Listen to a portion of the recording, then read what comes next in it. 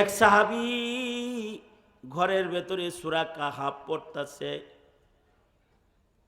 সাহাবী তো সূরা কাহাফ পড়তেছে ঘরের ভেতরে, ঘর আলোকিত হয়ে গেছে। সাহাবীর ঘরটা গরিব মানুষ, ছোট্ট একটা ঘর। ছোট্ট এই ঘরের ভেতরে সাহাবী নিজে ঘুমাইতেছে, পাশে তার বাচ্চা ঘুমাইতেছে, আবার এই ঘরের ভিতরে আবার ঘোড়া বান্ধা আছে। আর সাহাবী সূরা কাহাফের তিলাওয়াত করতেছে ঘরের ভিতরে। আন রব্বুল আলামিন, মহান রবের কালাম পাঠানোর তিলাওয়াতের কারণে তোমার ঘরের ভেতরে ফেরেশতারা রহমত নিয়ে যে আসা যাওয়া করতেছিল, ফেরেশতাদের আগমনে তোমার ঘর আলোকিত হয়ে গেছে। আর ফেরেশতাদের আগমন দেখা ঘোড়া এরকম লাফাইতেছিল। তুমি যদি কোরআন মজিদের তিলাওয়াতটা বন্ধ না করতা সাহাবী, ফেরেশতারা শুধু আসা যাওয়া না, এই ফেরেশতারাই তোমার সাথে মুসাফা মুআনাকা করত। উম্মা তায়াসসারা মিনাল কুরআন, কোরআনের যেখানে সহজ লাগে ওখান থেকে তুমি কোরআন পড়ো। তুমি যদি ছোট ছোট পড়ো তাও সমস্যা নাই। যদি সূরা ইখলাস পড়ো, সূরা ইখলাস এক লাইনের এই সূরাটাই যদি তুমি পড়ো, একবার সূরা ইখলাস পড়লে তোমাকে 10 পারা কোরআন পড়ার সওয়াব দান করা হবে। সূরাতুল ইখলাস কেউ যদি 2 বার পড়ে তাকে 20 পারা 3 বার বেশি জিকির করবার, সকাল সন্ধ্যা আল্লাহর নামের জিকির করা। আমাদের বুজুর্গরা বলে নির্ধারিত একটা সংখ্যা সবক যদি জিকির সকাল সন্ধ্যা কেউ আদায় করে, তাহলে জিকির করলে পরে লাভ হইব, জিকির করলে দিল সাফ হইব, ঈমান ভালো হইতে থাকব, জিকির করলে ইবাদত করতে মনে চাইব, গুনাহ ছাড়তে মনে চাইব, জিকির করলে আল্লাহ পাক বান্দার উপরে খুশি হইব, বান্দার উপরে আল্লাহ পাক সন্তুষ্ট হয়ে যাইব। সবচেয়ে বড় কথা হলো জিকিরকারীর রিজিক বাইরা যায়। যারা বেশি বেশি জিকির করে তাদের উপরে রহমত বর্ষণ হয় আর তাদের রিজিক বাড়ে। শুধু রিজিক বাড়ে না, সেহাত বাড়ে। জিকির করলে শরীর সুস্থ হয়। জাকির যারা হয় জিক্রুল্লাহর দ্বারায় তাদের শারীরিক সুস্থতা, সেহাত আফিয়াত আইসা যায়। জিকির করলে পরে মুসিবত দূরে চলে যায়। কঠিন মুসিবতের ভেতরে জিকির, পয়গম্বররা কঠিন মুসিবতের ভেতরে জিকির করে। ডাকে কাকে? ইব্রাহিম আলাইহিস সালাম আগুন থেকে কারে ডাকছে? ইউনূস আলাইহিস সালাম মাছের পেট থেকে কাকে ডেকেছে? সকল প্রকারের মুসিবতের মধ্যে আল্লাহকে ডাকলে মুসিবত দূর হয়। আল্লাহ পাকের মদত, রহমত, বরকত শামিলে খাল হয়। জিকির করলে পরে সবচেয়ে বড় ফায়দা হলো মৃত্যুর সময় ইমানের সাথে মত নসিব হয়। আইয়ুহাল্লাযীনা আমানু যকুরুল্লাহা যিকরান কাসীরা ওয়াসাব্বিহুহু বুকরাতাও ওয়া আসীলা। আল্লাহ বলেন ঈমানদারেরা বেশি বেশি আল্লাহ পাকের নাম স্মরণ করো, জিকির করো বেশি। আল্লাহর রাসূল বলেন তোমার যদি ইবাদত করলে দিল খুশি হয়, আর যদি গুনাহ হওয়ার পরে তোমার ভেতরে পেরেশানি হয়,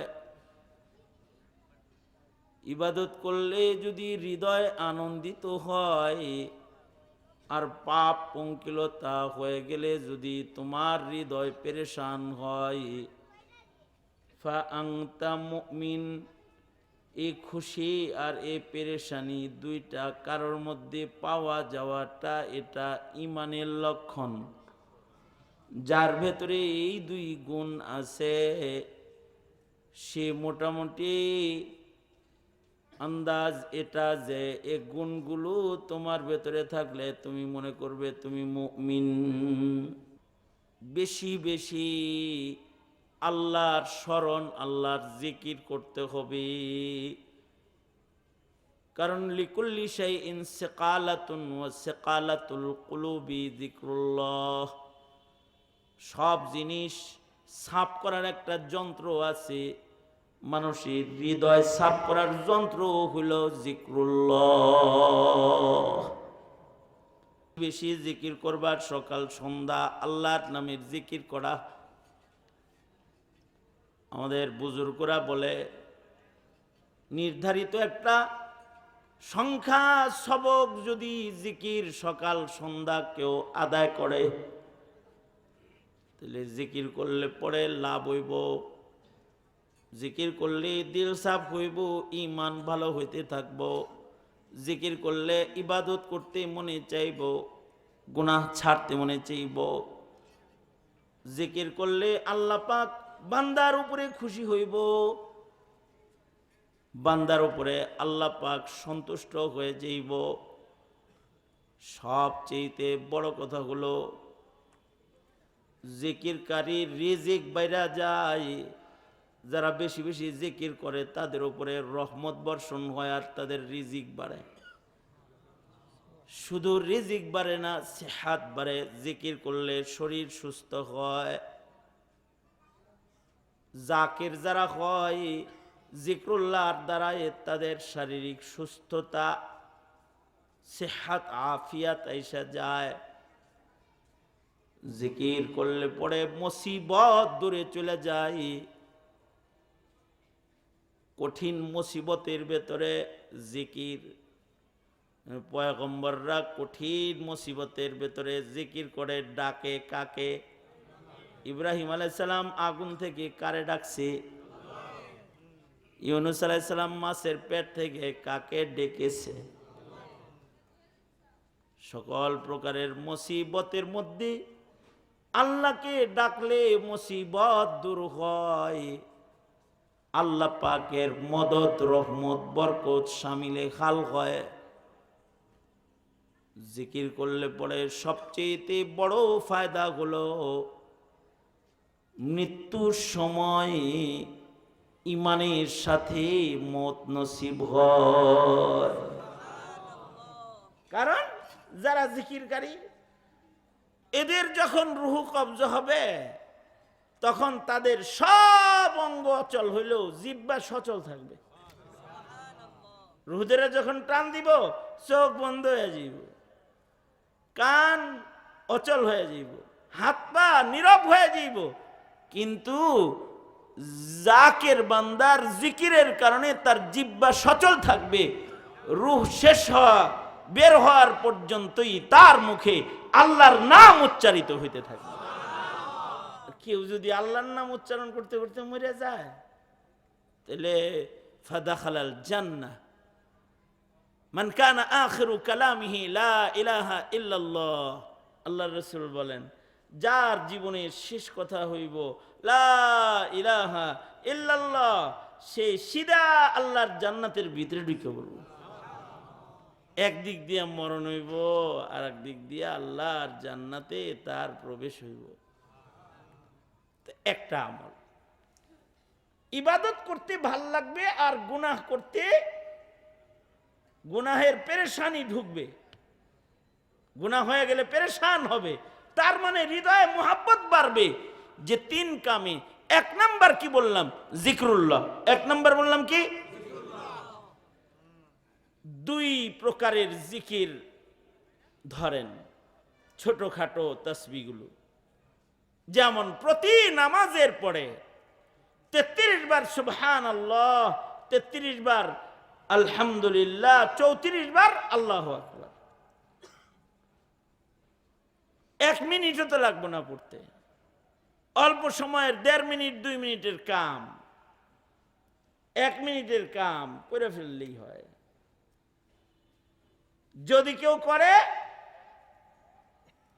তাসবিহুল ফুকারা, অনেক সদকা কইরা যা হবে, জিকির কইরা কোটি কোটি টাকার সদকা করতে পারবে না, কিন্তু গরিব মানুষ সে তাসবিহ পড়বে, আল্লাহ তাকে বড় বড় সাদকা করার চাইতে উত্তম সওয়াব দান করবে। গরিবরা এসে আল্লাহর রাসূল রে বলে, আল্লাহর নবী, হেরা কত বড় বড় সাদকা খয়রাত করে, আমরা ফহির লোক কিছু করতেও পারি না, আমরা জান্নাতে তো পিছিয়ে পড়তেছি, হেরা আগায় যেতেছে। আল্লাহর রাসূল বললেন, 33 বার ফরজ নামাজের পরে 33 বার সুবহানাল্লাহ, 33 বার আলহামদুলিল্লাহ, 34 বার আল্লাহু আকবার পড়ো, ওই সদকা করে যা আগায় তার চেয়ে বেশি আগাইবা। সুবহানাল্লাহ আগামীকাল কইেন সুবহানাল্লাহ, জোরে বলেন, জোরে আওয়াজ করে বলেন সুবহানাল্লাহ। আর যদি কেউ ঘুমের আগে পড়ে তাহলে তখন এটা হয়ে যাবে তাসবিহে ফাতিমি। তো তাসবিহে ফাতিমি হিসাবেই সবাই এটারে চিনে। হযরত ফাতেমাতুজ জাহরা উম্মুল মুমিনিন আয়েশা সিদ্দিকার সাথে যায়া বাপের কাছে মালে গনিমত বন্টন হইতেছে, দাস দাসী বন্টন হইতেছে, নিজের হাত আম্মা জানরে দেখায় বলতেছে, দেখছেন ঠোস পড়ে গেছে কাম করতে করতে, একটা দাস দাসী কি আমরা পাই না? আম্মা জান বললেন, ফাতেমার হাতে ঠোস পড়ে গেছে, একটা দাস দাসী হেরে দেওয়া যায় না? আল্লাহর রাসূল কেমন যেন শুই নাও না শোনার একটা ভান করলেন, অন্যদিকে চেয়ে রইলেন, সব বন্টন করে সবাইরে দিয়ে দিলেন। কিন্তু ফাতেমা নবীজির কলিজার টুকরা, তো কাজকাম বন্টন শেষ করে সুজা হযরত ফাতেমার বাড়িতে গেলেন। বাড়িতে যে হযরত ফাতেমা কি বললেন, তুমি তোমার বাবার কাছে দাস দাসী চাইছিলা, বাপ হয়ে অনুত্তম কিছু তোমাকে দিতে পারি, তোমাকে দাস দাসী এগুলোর চাইতে উত্তম জিনিস দিতে আইছি। প্রতিদিন যখন বিছনায় শুইবা ঘুমের আগে 33 বার সুবহানাল্লাহ, 33 বার আলহামদুলিল্লাহ, 34 বার আল্লাহু আকবার, এটা পয়রা ঘুমায়া যাইবা। নবীজি কি করলেন, নিজের মেয়ের মুখে তাসবিহ উঠাইয়া দিলেন, তাসবিহ উঠাইয়া দিলেন। আমরা কি এটা করি? আমাদের ছেলে মেয়েরে আল্লাহর নাম উঠাইয়া দিই, জিকির করাই অথবা তিলাওয়াত করাই, আমরা আমাদের ছেলে মেয়েরে সম্পদ দিয়ে যাই, কিন্তু ঈমান দিলাম কিনা এটা চিন্তা করার ভাবনা আমাদের ভিতরে নাই। ইল্লা মাশাআল্লাহ, যাদের আল্লাহ পাক এই চিন্তা দান করছেন তারা তো আল্লাহর কাছ থেকে নিয়ামত পাইছে, যে তাদের এই পেরেশানি ঢুকছে। এইটা হলো ছোট আমল একেবারে। আরেকটু বড় আমল যদি কেউ করে তো হযরত থানবী আলাইহির রাহমা তিনি 6 তাসবির আমল বলছেন। 6 তাসবিহ করো, প্রতিদিন 100 বার সুবহানাল্লাহ, 100 বার আলহামদুলিল্লাহ, 100 বার লা ইলাহা ইল্লাল্লাহ, 100 বার আল্লাহু আকবার, আল্লাহু আকবার, 100 বার আস্তাগফিরুল্লাহ, আস্তাগফিরুল্লাহ, আস্তাগফিরুল্লাহ, 100 বার দুরূদ শরীফ পড়ো, যে কোনো দরুদ 100 বার, সাল্লাল্লাহু আলাইহি ওয়াসাল্লাম, সাল্লাল্লাহু আলাইহি ওয়াসাল্লাম, সাল্লাল্লাহু আলান নবিয়্যিল উম্মি। এই 5-7 মিনিট সময় 100 বার সুবহানাল্লাহ, 100 বার আলহামদুলিল্লাহ, 100 বার লা ইলাহা ইল্লাল্লাহ, 100 বার আল্লাহু আকবার, 100 বার ইস্তিগফার, আস্তাগফিরুল্লাহ, আস্তাগফিরুল্লাহ, আস্তাগফিরুল্লাহ বলল কেউ, তাইলে আল্লাহর মহব্বত বাইরে যাইব অনেক বেশি জিকির করলে। আল্লাহর মহব্বত বাড়ার আরেকটা আমল হইল কোরআন মজিদের তিলাওয়াত। যারা কোরআন মজিদ তিলাওয়াত করে, কোরআন তেলাওয়াত যারা করে, তাদেরকে আল্লাহ ভালোবাসে। কারণ কি? আল্লাহর মহব্বত বাড়ে তাদের। কারণ কি? আল্লাহর লগে কথা হইতেছে, যে কোরআন পড়া মানে তো রবের লগে কথা কয়। যার সাথে বেশি কথা হয় তার সাথে খাতির বাড়ে না? যার লগে বেশি কথা হয় তার লগে খাতিরও অটোমেটিক বেড়ে যায়। তা আল্লাহর সাথে কারোর কোরআন পড়ে কথা হইল বেশি, তো তার খাতির তো আল্লাহর লগে অটো বাইরেই যাইব। কিন্তু মহান রব্বুল আলামিন বান্দা যেন আল্লাহর সাথে খাতির বাড়াইতে পারে আর কোরআন মজিদ বেশি বেশি পড়তে পারে। কত বড় দয়ালু আল্লাহ যে তিনি এই কোরআন শরীফের ভিতরে যদি সব সূরা বাকারা দিয়ে বইরে রাখতেন, তাইলে আমাদের ক্ষমতা ছিল না সবাই মিলা এই বড় বড় 1.5 পারা 2 পারা বড় বড় কোরআন শরীফের সূরাগুলো সব মুখস্থ করা। সবার জন্য সম্ভব হইতো না। এই হাফেজ সাহেব কয়জনরে পাগড়ি দিছি? 5 জনরে পাগড়ি দিলাম, ওরাই পারছে। কিন্তু বাকিরা আমরা তো এই গোটা কোরআন মুখস্থ করতে পারতাছি না। তো মহান রব্বুল আলামিন দয়া মায়া কইরা কোরআন শরীফের ভিতরে এক লাইনের সূরা দান করছে। সুবহানাল্লাহ। আগামীকাল কইেন আপনারা, এক লাইনের সূরা দিছে। এইটা হলো আমাদের মতো দুর্বলদের উপরে রহম করছে। রহম করে কয়, এই কঠিনটা পড়তে কঠিন লাগে তো সুজাটা পড়। যেটা সুজা দিছি এখান থেকেই পড়। ফাকরাউ মা তায়াসসারা মিনাল কুরআন। কোরআনের যেখানে সহজ লাগে ওখান থেকে তুমি কোরআন পড়ো। তুমি যদি ছোট ছোট পড়ো তাও সমস্যা নাই। যদি সূরা ইখলাস পড়ো, সূরা ইখলাস এক লাইনের এই সূরাটাই যদি তুমি পড়ো, একবার সূরা ইখলাস পড়লে তোমাকে 10 পারা কোরআন পড়ার সওয়াব দান করা হবে। সূরাতুল ইখলাস কেউ যদি 2 বার পড়ে তাকে 20 পারা 3 বার 3 খতম কোরআনের তিলাওয়াতের সওয়াব। আর যদি 10 মর্তবা এক বসায় কেউ 10 বার যদি সূরা ইখলাস পড়ে, রব্বুল আলামিন আল্লাহ তাবারকা ওয়া তাআলা পড়নেওয়ালাকে জান্নাতের মধ্যে তাকে একটা প্রাসাদ বাড়ি আল্লাহ তাআলা দান করবেন। এটা বাড়ি করতে কতদিন টাইম লাগে? সারা জিন্দেগি একেবারে ফাতা ফাতা, সারা জিন্দেগি তেজপাতা, তারপরেও একতলা বাড়ি নেই। রড বাইরে কি হইল না, কুলাইল না। সারা জিন্দেগি এইরকম মেহনত কইরা একতলা বাড়ি হয় না।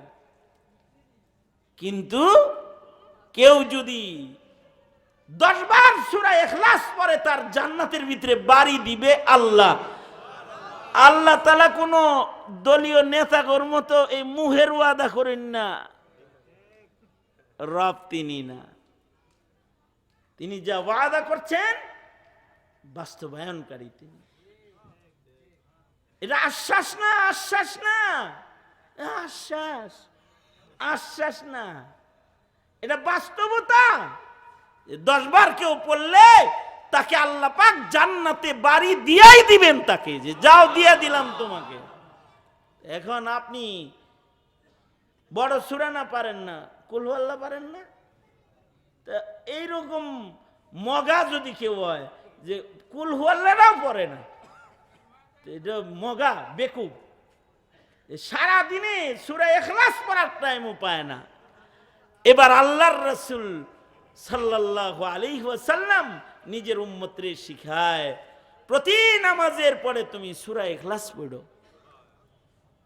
প্রতি নামাজের পরে একবার সূরা ইখলাস, একবার সূরা ফালাক, একবার সূরা নাস। আর ফজরের পরে তিনবার পড়ো।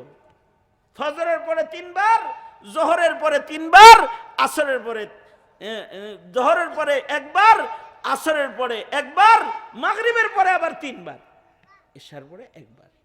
এই পড়ো নবীজি শিখাইলেন। এতটুকু পড়তে মনে চায় না, 2.5 মিনিট সময় লাগবে 10 বার সূরা ইখলাস পড়তে, 10 মর্তবা পড়তে। এই 2.5 মিনিটে জান্নাতের ভিতরে তার জন্য বাড়ি বানানো হবে। আবার কোরআন পড়ার কারণে রবের সাথে তার খাতির হয়ে যাবে।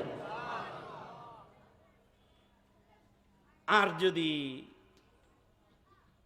ফজরের পরে সূরা ইয়াসিন পড়তে পারে, সারা দিনের সব কাজ তার আসান হয়ে যাবে। হার নামাজের পরে আয়াতুল কুরসিটা পড়ছে, এক নামাজ থেকে আরেক নামাজ পর্যন্ত জিম্মাদার আল্লাহ হয়ে যাবে।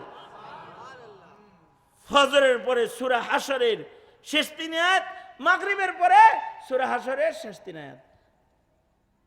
আল্লাহ পাকের প্রশংসা গাইছে, আল্লাহ পাকের শানে রুবুবিয়্যতের বর্ণনা যেখানে যেখানে আছে এগুলো পড়ছে। আল্লাহ খুশি হয়ে বান্দার জিম্মা নিয়ে নিবে, যাও সকালে পড়ছিলা আমি জামিনদার, সন্ধ্যায় পড়ছিলা সারা রাত আমি জামিনদার। সুতরাং এই ছোট ছোট জায়গাগুলো তো পড়া যায়।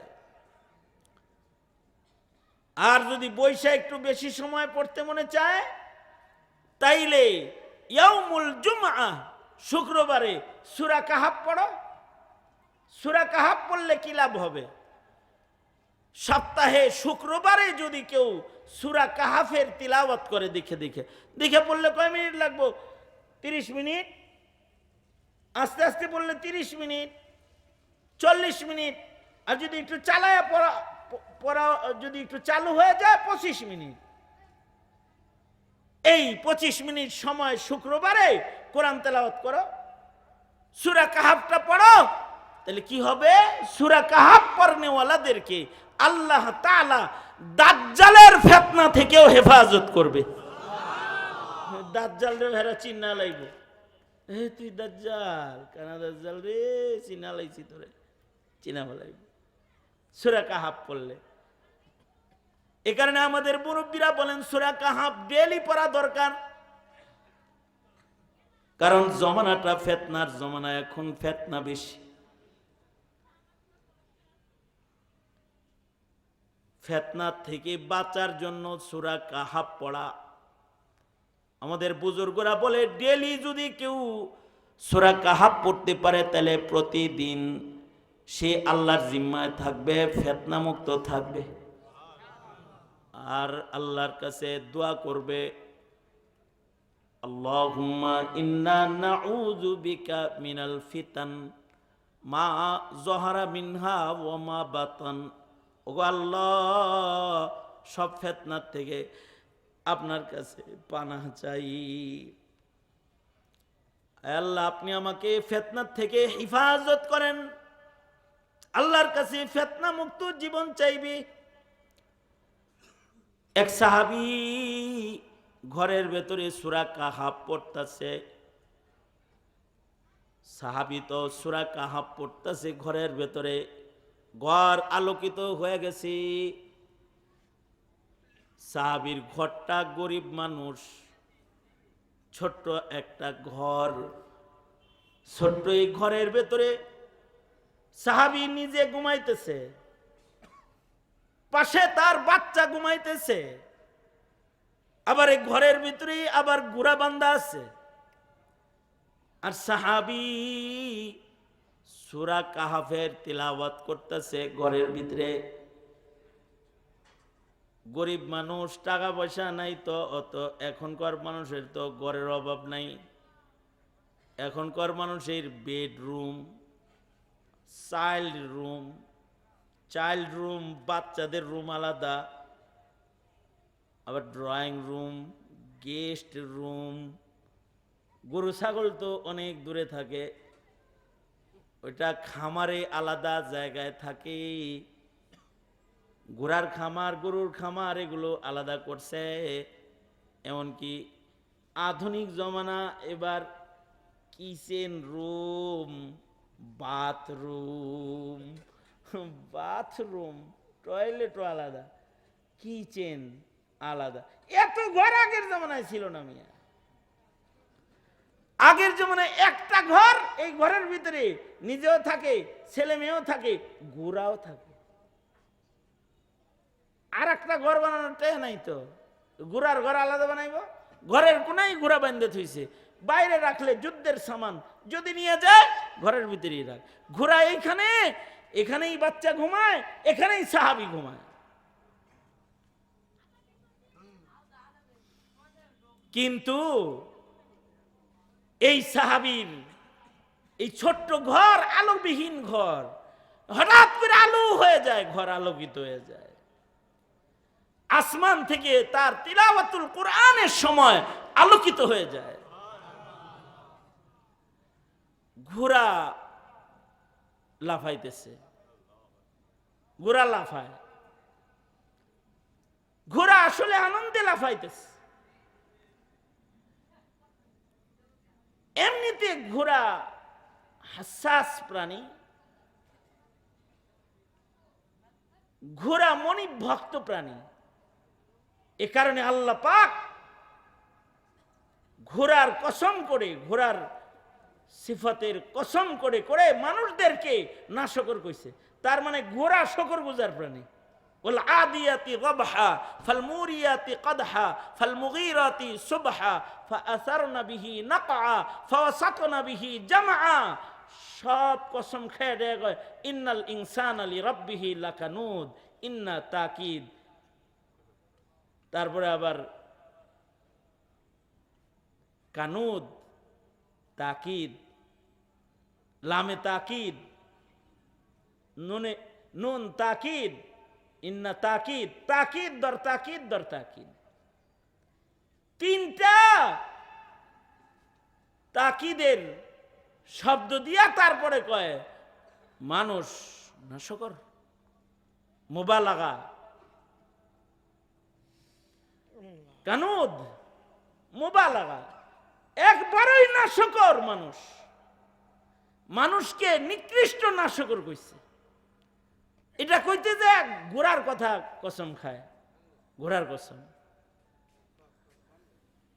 কারণ কি, ঘোড়া শকর গুজার প্রাণী। ওর মনি ভরে মাত্র খোল খাওয়ায়, আর কিছু খাওয়ায় না। খোল খোল ঘাস খাওয়ায় একটু, এইটুক খাইয়াই ও ওর মনিবের উপরে এত সতর্ক থাকে, কোনোদিন ওর লেজ ধরে উড়ান লাগে না। মনিবের পায়ের আওয়াজ পাইলেও স্ট্যান্ডিং পজিশন নিয়ে দাঁড়ায়া যায় যে আমি রেডি আছি, কই যাইবেন, খালি লাফায়া উইটা পড়েন পিঠে আর লাগামটা টানেন, পৌঁছাইয়া দিই, রেডি হয়ে যায়।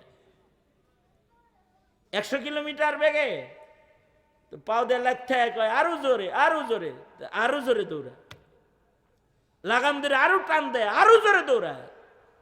আর যদি থামতে কয় আর জোরে করে লাগাম ধরে টান দেয়, তো তখন ও হার্ট ব্রেক, 100 কিলোমিটার বেগে দৌড়ায়, কিন্তু হঠাৎ করে থাইমা যায়, জাগায় ব্রেক। মনিব থামতে কইছে, সামনে আর যাওয়া যাবে না রে, ঘুরে যায় সাথে সাথে। কিন্তু কত আশ্চর্য সতর্ক প্রাণী! এই ব্রেকটা যখন করে তখন ধুল ছুটে যায়। যখন দৌড়ায় তার দ্রুতগামী দৌড়ের কারণে পাথরের সাথে ঘোড়ার পায়ের লোহার ঘষা লাগলে পরে আগুন জ্বলে যায়, এত দ্রুত দৌড়ায়। যখন ব্রেক করে তখন 2 পা উপরে উঠায়া তারপরে ব্রেক করে ফেলায়। মানে হইল 4 পায়ে যদি ব্রেক করে তাইলে তো মনি পিঠের থেকে সামনে পড়া যাইব, এ কারণে 2 পা উপরে উঠায়া দেয়। মনি ব্রেক নিজের পিঠে হেফাজত করার জন্য নিজের 2 পা উঁচা করে দেয়, মনিব যেন পড়ে না যায়। মনিবরে লইয়া যখন যুদ্ধের ভিতরে যায় খুব খেয়াল রাখে যে কোন দুশ্মনের তীর যেন আমার মনিবের গায়ে লাইগা না যায়। নিজের গায়ে তীর তরবারি নেয়, কিন্তু তার মনিবের বিজয় ত্বরান্বিত করতে ভিড়ের ভিতরে ঢুকে যায়। ফাওয়াসাতনা বিহি জামা, একবারে দুশমনদের ভিতরে ঢুকে যায়, মনিবের সাথে নিজেও যুদ্ধ করতে থাকে। এই যে গুণগুলো এত খেয়াল মনিবের রাখে, খুব বেশি কিছু পায় না, খোল আর ঘাস। আর বান্দা আল্লাহর কাছ থেকে কত কিছু পাইল, বান্দা পাইল অক্সিজেন ফ্রি, গাছের ফল ফ্রি, গাছের ফুল ফ্রি, জমিনের মধ্যে এক দানা দিছে 1000 দানা বেরিয়েছে ফ্রি, ঘুমাইছে নিরাপত্তা ফ্রি, সব কিছু নাজ ও নিয়ামত দিয়ে বান্দারে পালছে। পালার পরে এই বান্দা যখন তাকে ডাক দেয় হাইয়া আলাস সালাহ, বান্দা কয় টাইম নেই, বান্দা কয় আমার নামাজে মসজিদ যাওয়ার টাইম নেই, রিক্সা নিয়ে খুব ব্যস্ত, মসজিদে যাওয়ার টাইম নেই, ভ্যান গাড়ি নিয়ে অনেক ব্যস্ত, মসজিদে যাওয়ার টাইম নেই। আল্লাহ কয় এই মানুষ বারো না শকর। ঘোড়া তো হাসাস প্রাণী, আলো আইতেছে যাইতেছে, ঘোড়া লাফাইতেছে। সাহাবীর ছোট্ট ঘর, সাহাবী ভয়ে কোরআন তেলাওয়াত বন্ধ করে দিছে। যদি এই ঘোড়া লাফাইতে লাফাইতে আবার সন্তানের বুকের উপরে ভাড়া দেয়, এই জন্যে বন্ধ, সব বন্ধ। আল্লাহর রসুলের কাছে যায় বলে, আল্লাহর নবী ঘর আলোকিত হয়ে গেল, সূরা কাহাফ পড়তেছিলাম, ঘোড়া লাফায় তাই তিলাওয়াত বন্ধ করে দিছি ডরে। আল্লাহর রাসূল বলেন, সাহাবী কি লেগে তিলাওয়াত বন্ধ করছো? বন্ধ না করে যদি আল্লাহর কালামের তিলাওয়াতটা চালু রাখতা, মহান রব্বুল আলামিন, মহান রবের কালাম পাঠানোর তিলাওয়াতের কারণে তোমার ঘরের ভেতরে ফেরেশতারা রহমত নিয়ে যে আসা যাওয়া করতেছিল, ফেরেশতাদের আগমনে তোমার ঘর আলোকিত হয়ে গেছে। আর ফেরেশতাদের আগমন দেখা ঘোড়া এরকম লাফাইতেছিল। তুমি যদি কোরআন মজিদের তিলাওয়াতটা বন্ধ না করতা সাহাবী, ফেরেশতারা শুধু আসা যাওয়া না, এই ফেরেশতারাই তোমার সাথে মুসাফা মুআনাকা করত। তুমি যদি এটা খালি রানিং রাখতা, তাইলে ফেরেশতা তোমার সাথে মুসাফা করত, মুআনাকা করত। এই যে সাহাবী প্রিয় আল্লাহর কাছে, ফেরেশতাদের কাছে, এটা কি দিয়া প্রিয়? টাকা দিয়া? এর তো ঘরই একটা, দুইটা ঘরও নাই। একটা জিনিস সাহাবীর আছে, সেটা হলো আমল ভালো, সাহাবীর ঈমান ভালো। এইটা দিয়া সাহাবীর এত দাম, তার ঘরে ফেরেশতা আসা যাওয়া করে। এ কারণে আল্লাহ বলেন, ঈমান ভালো করো, আমল ভালো করো। ইন্নাল্লাযীনা আমানু ওয়া আমিলুস সালিহাতি উলাইকা হুম খায়রুল বারিয়াহ। যাদের ঈমান আমল ভালো, তারা সৃষ্টির শ্রেষ্ঠ হয়ে যায়, তারা সর্বোচ্চ উৎকৃষ্ট হয়ে যায়।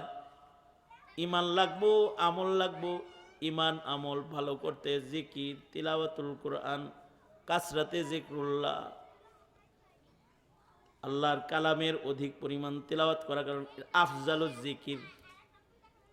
আর কাসরাতে সোহবতে আহলুল্লাহ, সুযোগ পাইলে আল্লাহ ওয়ালাদের সোহবতে সময় কাটানো, নেক মজলিসে যায় বসা,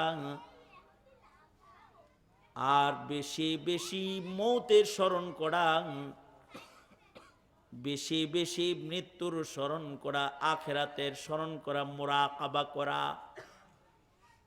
এই 3 কাম যদি কেউ করে, ইয়াদে মত, মুরাকাবা, আল্লাহওয়ালাদের সোহবত আর জিক্রুল্লাহ, তাহলে তার ঈমান খালি বাড়বে আর বাড়বে, নেকির কাজ তার ভাল লাগবে, গুনার কাজের ঘৃণা দিলের ভেতরে বৈশা যাবে ইনশাআল্লাহ।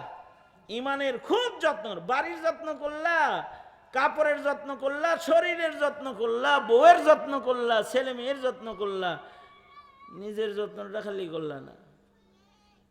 মরার পরে কই যে যাইবা, আগুনে নাকি বাগানে, চিন্তাও করো না। তুমি কি বাগানে যাইতেছো না আগুনে যাইতেছো? ভাবই নাই মিয়া, মরবা না, চিন্তা করো। আর নিজের নেক আমলের বুঝাকে বড় বানাও, গুনার বুঝা যেন বড় না হয়। আল্লাহ তৌফিক দান করুন। মারকাজুল হুদায় পাগড়ি প্রদানের মাহফিলে এই কিছু কথা বললাম। মাহফিল চলতে থাকবে, ওলামা হযরতরা কথা বলবে, আমার পরেও যোগ্য বুজুর্গরা আছে না? নাই আর কেউ নাই, এই আমি শেষ। ইন্না লিল্লাহি ওয়া ইন্না ইলাইহি রাজিউন। আপনাদের আসলে কিসমত, আমি যাইতেছি, আমিও শেষ, আপনারাও শেষ, আর কেউ নাইও। বাহরহাল আল্লাহ পাক এই মাদ্রাসাটাকে কবুল করেন। মাদ্রাসা দিয়ে খেয়াল রাখেন, মাদ্রাসা খেয়াল রাখেন ইনশাআল্লাহ। বলেন খেয়াল রাখেন। খেয়াল রেখে কি করবেন? নেতাগিরি দেখাইবেন, এনে খেয়াল রাখবেন মানে হইলো আপনি টেহা পয়সা পাঠাবেন, ভঙ্গি করতে আইবেন না, সাদকা পাঠাইয়া দিবেন। কিছু কিছু মানুষ আছে মসজিদ মানুষের খুব খেয়াল রাখে, টাকা দেয় না, বকিলের ঘরের বকিল কোথাকার, খালি হদ্দারি মাতব্বরি নিয়ে ব্যস্ত থাকে, আর কয় আমি মসজিদ মানুষের খুব খাদেম, একটা হাউস সৎকা করে না, এই ইমাম সাহেবরে ধমকায়। আস্তাগফিরুল্লাহ, আস্তাগফিরুল্লাহ। রাগ হইছেন? রাগ এই এলাকায় আরদের ব্যবসা বাণিজ্য না, ঠিক না? হ্যাঁ, ধনী মানুষের অভাব আছে, মাদ্রাসা সচ্ছল কায়দায় চলতে পারে। সবাই মিলে খেয়াল দিলে মাদ্রাসা কখনো দুর্বল থাকবে না ইনশাআল্লাহ।